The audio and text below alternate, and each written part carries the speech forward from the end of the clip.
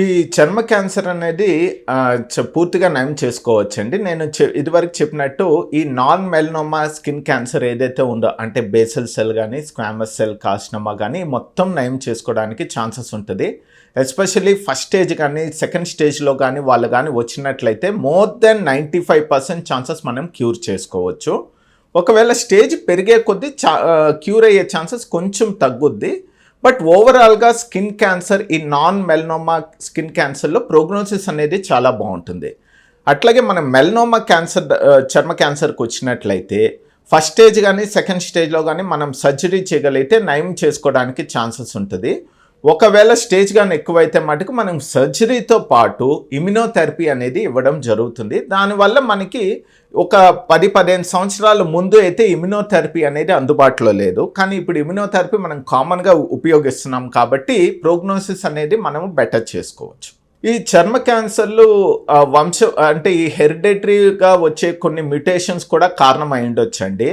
అన్నీ ఎట్లే కాదు, కానీ కొన్ని చర్మ క్యాన్సర్లో ఎవరికైతే ఫ్యామిలీ హిస్టరీ ఉందో అంటే వాళ్ళ పేరెంట్స్ కానీ లేకపోతే తాత కానీ ఎవరికి కానీ ఫస్ట్ డిగ్రీ రిలేటివ్స్ అంటాము, వాళ్ళకి కానీ చర్మ క్యాన్సర్ ఉన్న హిస్టరీ ఉంటే మటుకు వాళ్ళు కొంచెం జాగ్రత్తగా ఉండాలి.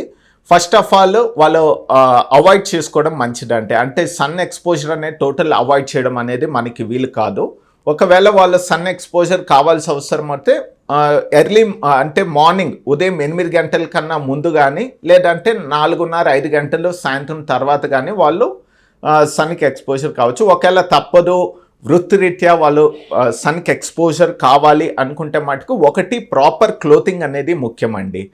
ఈ క్లోతింగ్ లేని చోట అంటే ఎక్కడైతే మనం ఎక్స్పోజ్డ్ భాగాలు ఉంటాయో అక్కడ proper sunscreen at least minimum 30 SPF ఉన్న సన్ స్క్రీన్ లోషన్ అప్లై చేసుకోవాలి.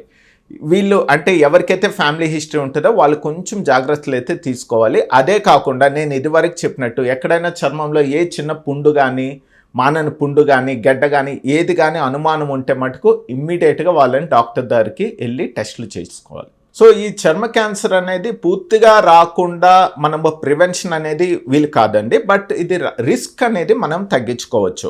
ఒకటేంటంటే ఈ సన్ ఎక్స్పోజర్ తగ్గించుకోవడము. ఒకవేళ మనం సన్ వెళ్ళాలి అనుకుంటే ఏదో మార్నింగ్ 8 గంటల ముందు కానీ సాయంత్రం 4:30-5 గంటల తర్వాత కానీ వెళ్ళాలి. లేదు ప్రొఫెషనల్ వృత్తిరీత్యా వాళ్ళు సన్కి వెళ్ళాలి, ఫీల్డ్ వర్క్ చేయాలంటే మటుకు ప్రాపర్ కవర్ చేసుకోవాలండి బాడీ అంతా.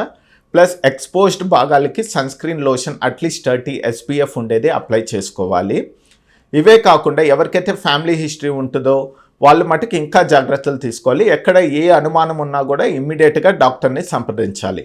ఇవే కాకుండా మన ఇమ్యూన్ మెకానిజం అనేది చాలా ఉపయోగపడుతుందండి. మంచి హెల్తీ డైట్ తీసుకోవడము అంటే ఫ్రూట్స్ అండ్ వెజిటబుల్స్లో మనకి మంచిగా యాంటీ ఆక్సిడెంట్స్ అవన్నీ ఉంటాయి. ఏదైతే మన ఇమ్యూనిటీ పెంచుతాయో అవన్నీ అందుబాటులో ఉంటాయి కాబట్టి మనం సీజనల్ ఫ్రూట్స్ వెజిటబుల్స్ ఎక్కువగా తీసుకోవడము, ఆబ్వియస్లీ హెల్తీ డైట్ మరియు బయట ఎక్కువ జంక్ ఫుడ్ అవాయిడ్ చేసుకోవడము, ఇవన్నీ రెగ్యులర్ ప్రికాషన్స్ మనం ఫాలో అవ్వాలి.